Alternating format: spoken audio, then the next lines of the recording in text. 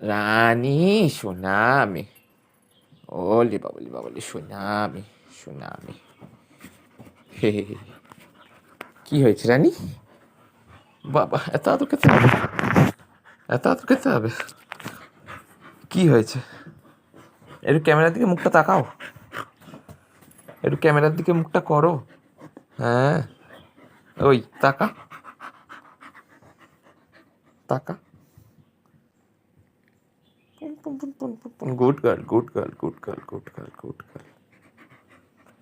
রানীর হচ্ছে চাই শুধু আদর, আর কিচ্ছু চাই না, তাই তো রানী?